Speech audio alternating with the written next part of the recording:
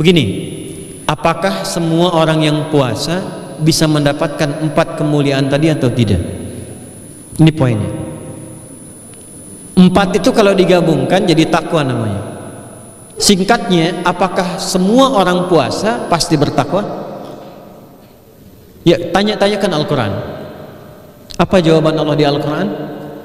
Dijawab langsung di ayat Syam, Al-Baqarah ayat 183. Ya ayyuhalladzina amanu kutiba alaikumus kama kutiba alal ladzina min la'allakum. Nah, kalimat tattaqun itu diawali dengan kata la'allakum. La'alla itu namanya harfu taraji.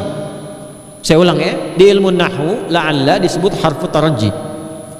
Al-Imam As-Suyuti berkomentar begini, setiap ada satu harapan, keinginan besar yang ingin dicapai tapi diawali dengan kata la'alla atau la'allakum, ini menunjukkan bahwa harapan itu tidak mungkin bisa dicapai kecuali dengan kesungguhan, keseriusan. Jadi ketika Allah menutup kalimat puasa, ayat puasa dengan kata la'allakum, seakan memberi kesan tidak semua orang puasa akan mendapatkan kenaikan takwa dan jaminan 4 kemuliaan tadi kecuali orang yang serius puasanya, orang yang sungguh-sungguh puasanya. Karena itulah, untuk menunjukkan kesungguhan itu, bagian terakhir kita, Nabi memberikan 3 amalan utama. Saya akan bacakan dengan cepat 3 amalan utama yang dikuatkan oleh beliau kepada para sahabat sebelum tiba Ramadan dan sampai sekarang menjadi kurikulum Ramadan Nabi. Jadi kalau ibu bapak ingin mengeluarkan kurikulum Ramadan Nabi, nanti bikin agenda saat Ramadan ya, supaya nggak pusing nanti kalau masuk hari pertama apa yang dikerjakan, hari kedua apa yang dikerjakan, subuh apa, siang apa, sore apa. Cuman nanti saya berikan 3 yang pokok ini. Ada 3. 1, meningkatkan sholat. Saya ulang ya, meningkatkan apa? Sholat.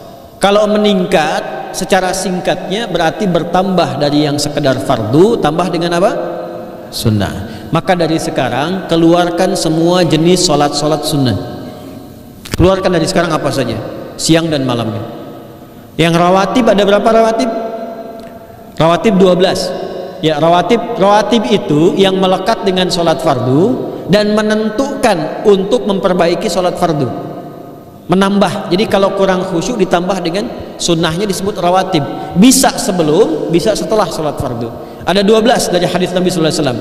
Man shalla isnatai asyrata raka'atan, siapa yang sholat 12 rakaat fi yaumin wa lailatin, yang mengiringi sholat fardu siang dan malam, ya, bunyalahu bihinna baitun fil jannah, maka akan dibangunkan baginya satu rumah di surga kalau konsisten menunaikan 12 itu sampai meninggal dunia. Sahabat yang mendengar itu mengatakan kompak semuanya, sejak mendengar hadis itu kami usahakan istiqomah sampai meninggal tidak meninggalkannya. 12 itu 2 sebelum subuh cepat, 4 sebelum zuhur, 2 setelah zuhur, 2 setelah maghrib, 2 setelah isya. 2 rakaat sebelum subuh, 4 rakaat sebelum zuhur. Kalau nggak bisa 4 rakaat karena terbatas waktunya, boleh 2 rakaat khusus untuk sebelum zuhur. Kalau nggak bisa 4, boleh berapa? 2. Dalilnya hadis Ibnu Umar radhiyallahu taala anhuma. Kata beliau, hafidtu asyra rakaatin, saya hafal 10 rakaat dari Nabi sallallahu alaihi wasallam salat sunnah. Maka menyebutkan sebelum zuhur 2 rakaat. Baik, jadi 12 ya, 2 sebelum subuh, 4 sebelum zuhur, 2 setelah zuhur, 2 setelah maghrib, 2 setelah isya. Ini yang disebut dengan rawatib, jamak dari kata ratib. Di luar ini mutlak. Mutlak ini ada yang berdampingan dengan sholat fardu, ada yang terpisah. Contoh yang berdampingan, 4 rakaat sebelum asar. 4 rakaat ini bukan disebut rawatib, tapi sholat mutlak, cuma waktunya berdampingan dengan sholat fardu. Jadi dia nggak memengaruhi sholat fardu, cuma punya keutamaan sendiri. Apa keutamaannya? Hadis Ibnu Umar radhiyallahu taala anhuma, ketika beliau menyampaikan qala Nabi sallallahu alaihi wasallam, rahimallahu ra'an shalla qabla al-asri arba'an. Allah akan menambahkan rahmat pada orang yang terbiasa sholat 4 rakaat sunnah sebelum sholat asar. Jelas ya? Baik. Kemudian apalagi setelah itu? Salat di antara dua adzan dan dua adzan ini, adzan dan iqamah. Ya, di antara adzan dan iqamah. Tahiyatul masjid. Apalagi misalnya salat duha. Duha dibagi 3. Awal duha itu kurang lebih 1,5 jam setelah salat subuh. Subuh sekarang misal 4:30, maka jam 6 muncul awal duha. Namanya syuruk. Saya ulang, salat apa namanya? Syuruk itu salat awal duha. Jumlah rakaatnya 2 rakaat. Man sallal ghadata fil jama'ati thumma yaqudu yadhkurullah subhanahu wa ta'ala fa yusalli rak'ataini fakana alaihi ka ajri umratin wa hajjin, ya ka ajri ummatin wa hajjin tamatan. Siapa yang salat subuh 2 rakaat dengan berjamaah, ya, dan umumnya kalau berjamaah bisa ke masjid di masjid. Kalau tak mampu ke masjid, tunaikan di rumahnya. Setelah itu tidak beranjak dulu, dia duduk untuk berzikir kepada Allah. Zikir itu bisa baca Quran. Quran surah 15 ayat 9 itu Quran disebut dengan zikir. Quran surah 54 ayat 17, 22, 32, 40 itu Quran disebut dengan zikir. Bisa baca Quran, bisa berdoa. Doa disebut dengan zikir. Quran surah ke-7 ayat 205. Ya. Bisa dengan apa lagi? Bertafakur, ya, mengaji, ta'lim, itu disebut dengan zikir. Ali Imran ayat 190 191. Alladzina yadhkuruna Allaha qiyaman wa qu'udan wa 'ala junubihim wa yatafakkaruna fi khalqis samawati wal ard, ya, disebut dengan zikir. Bisa bertasbih, zikir pagi petang, kalimat-kalimat thayyibah, ada itu di Quran surah ke-4 ayat 103. Jadi habis salat subuh zikir dulu, doa dulu, zikir dulu, belajar dulu, tafsir dulu. Setelah itu muncul syuruk. Perjalanannya disebut isyraq, melewati masyrik, 1 tombak bayangan, dia salat 2 rakaat, itu pahala salatnya senilai haji dan umrah. Sempurna. Bukan sudah haji, bukan. Mau kemana? Ibu mau haji dulu? Tidak. Ya, hajinya nanti bulan Dzulhijjah. Tapi senilai haji dan umrah itu 2 rakaat. Awal duha disebut apa? Syuruk. Pertengahan duha sekitar jam 9 jam 10. Jumlahnya 2 sampai 4 rakaat. Ya, 2 sampai 4 rakaat. Apa fungsinya? 1, mengganti seluruh zikir yang ada dalam tubuh kita. Mata berzikir, telinga berzikir, lisan berzikir, bisa diganti dengan 2 rakaat duha. Itu waktunya pertengahan duha. Kurang lebih dari jam 8, 9, 10 lah, kurang lebih 3 jam itu, ya. Yang kedua, bisa menghambat atau menghentikan, menahan satu musibah umum. Misal ada kebanjiran nih atau macet nih. Orang-orang kena macet, bapak yang biasa sholat duha pertengahan itu tiba-tiba ditolong oleh Allah, dibebaskan. Tiba-tiba ada orang datang, Pak lewat sini, di sana macet, atau dibimbing ada kontraflow. Itu manfaatnya duha tuh, yang pertengahan. Yang terakhir adalah akhir duha, sekitar jam 10 sampai jam 11 menjelang ke zuhur. Ya, akhir duha itu jumlahnya dari 2 bisa 4 sampai 8 rakaat. Di antara manfaatnya bisa mempermudah datangnya rizki dengan izin Allah Subhanahu wa taala ketika ikhtiar. Itu duha. Nanti ke malamnya silahkan tahajud, tingkatkan tarawihnya sampai ditutup dengan witir. Itu salat. 2 yang terakhir saya cepat. 2 yang terakhir adalah banyak berinteraksi dengan Al-Quran. Ada 3 caranya. 1, banyak membaca, itu namanya qiraah. Silahkan Bapak Ibu siapkan dari sekarang. Targetnya khatam misalnya 1 kali berapa juz? 30 juz. Kalau mau gampang bagi 30, berarti 1 hari berapa? 1 juz. Paling gampang lagi, supaya nggak capek ngajinya, supaya nggak capek, bagi 1 juz 5 waktu sholat. Contoh, juz pertama itu Al-Baqarah plus Al-Fatihah. Al-Fatihah saya nggak hitung lah karena sudah hafal ya. Al-Baqarah itu 141 ayat, juz pertama. Bagi 5, 28. Jadi setiap ketemu waktu sholat, bagi 2 lagi, 28 bagi 2 berapa? 14. Sebelum sholat baca 14 ayat, setelah sholat baca 14 ayat. Itu 14 ayat tuh paling-paling nggak nyampe 5 menit Bu Pak. Kalau investasi 10 menit setiap waktu sholat, bagi 2 kita baca 14 ayat, itu insya Allah selesai Ramadan khatam Quran. Itu udah rumus. Ya, tidak cukup dengan amin, siapkan dari sekarang. Siapkan. Ya. Kemudian mengkaji, kajian, tilawah. Itu tilawah itu di hadis Muslim pahalanya banyak. Ya, majtama'a qaumun fi baitin min buyutillahi. Ya, kita ngajinya Quran hadis ya, biar ya, apa lebih kuat dalilnya.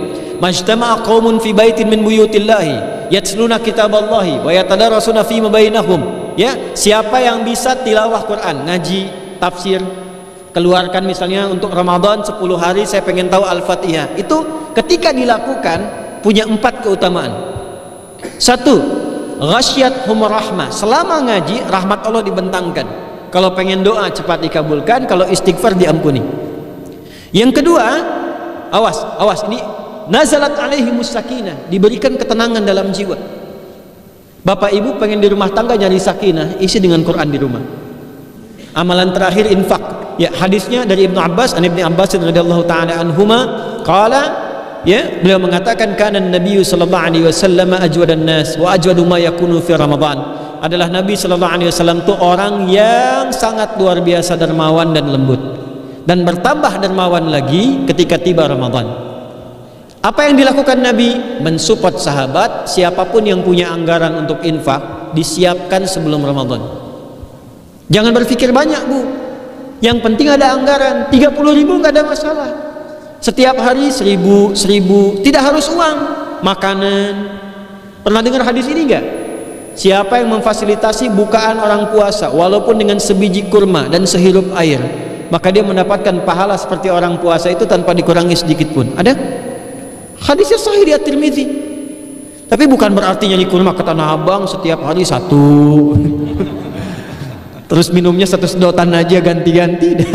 Ya, maksudnya apa? Yang paling minimal kita bisa keluarkan. Itu pahalanya 700 kali lipat dikali 10. Paling standar. 700 kali itu standar biasa di hari ini. Dalilnya Al-Baqarah ayat 261 yang dibacakan Adinda tadi kita itu. Ramadan kali 10 lagi. Maka dari itu disiapkan dari sekarang untuk infak. Kalau kami di desa itu, ibu saya selalu kalau Ramadan itu RT-nya setiap rumah. Ini untuk bukaan hari ini rumah A, rumah B, rumah C. Bukaan besok rumah A, rumah B, rumah C. Boleh tuh di PWM Pak dipraktekan.